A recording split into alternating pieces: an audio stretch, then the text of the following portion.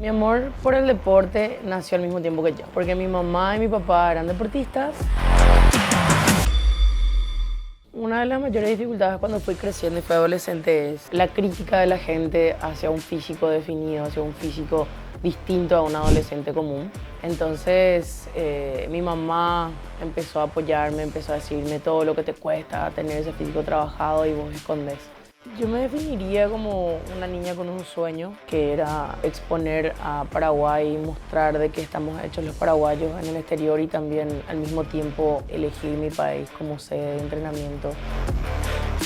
Durante toda mi carrera tuve muchos altos y también muchos bajos, los cuales me hicieron más fuerte y eso es lo que quiero compartir con la nueva generación, de luchar hasta el final por más de que tengamos obstáculos bastante grandes. Ser incluida entre las 100 mujeres más influyentes del mundo fue muy importante para mi carrera por la parte de la lucha sobre el medio ambiente, la importancia que yo le doy gracias a mi mamá y al amor que ella también tiene.